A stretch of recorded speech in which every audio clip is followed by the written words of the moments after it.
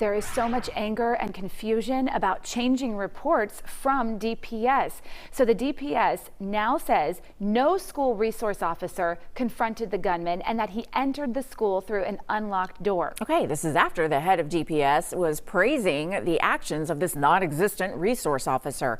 And now DPS says that it was up to an hour that lapsed with the gunman inside the school before they went in. So Fox News correspondent Maddie Rivera is in Uvalde here, and parents are saying that they just don't know who or what to believe at this point.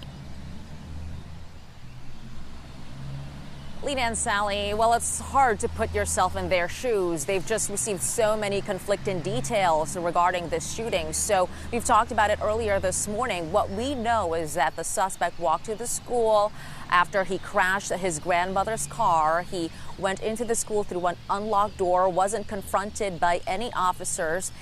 Police officers did arrive to the scene minutes later. Uvalde police and police from the school district, they arrived. They retreated after the suspect started firing at them, and then the suspect went into this classroom. Police say he barricaded himself, but there are questions about how he barricaded himself. We do know that police say they tried to negotiate with the suspect, and it took about an hour before they were actually, specifically a tactical team led by Border Patrol, were able to enter the classroom, and they shot and killed the suspect. So it's so important for parents to find out what took place during that hour. Why did that take so long? We understand that these situations could be so sensitive and that it's a chaotic moment, to say the least. But that is an important question for parents, especially as they are grieving the losses of their loved ones. Lena and Sally.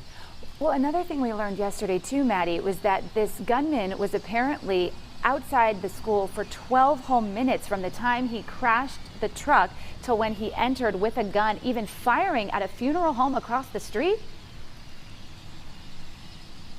You bring up a good point. So this all started, police say, when the gunman shot his grandmother's face at her house, which is about a block and a half away or so from the elementary school. He got into his grandmother's car, allegedly. He drove it by the elementary school, got out of the car. Yes, he did, according to police, fire some shots at two people outside of the funeral home by the school. But yes, so there was this gap between when the shooting first took place at the grandmother's house to when he actually reached the school. And there's this question of, if that was the case, why wasn't the school on lockdown? So there's a gap of 12 minutes that also, you know, there are some questions regarding that as to why any other security measures, why there weren't any other security measures in place following that first shooting, Lena and Sally.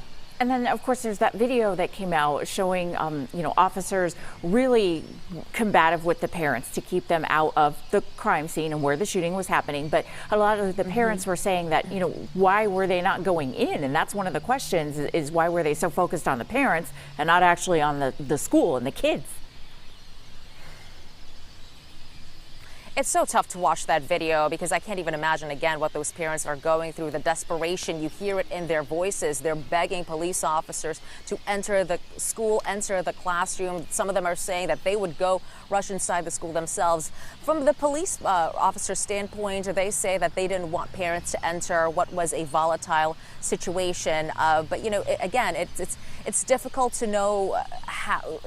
Look, it's hard to pass judgment sometimes, is what some people will say, until they get the clearer picture, until they get the full picture of what exactly unfolded. But again, needless to say, it was a very chaotic moment, and we're hoping to learn more details as to why police officers took so long to enter that classroom where the shooting took place. Lena and Sally. Yeah, Texas DPS cutting short the press conference yesterday, not taking a lot of questions, but they said they would take all of those reporter questions into consideration and try to get more answers. So we'll see whether we get an update today. Maddie, thank you so much.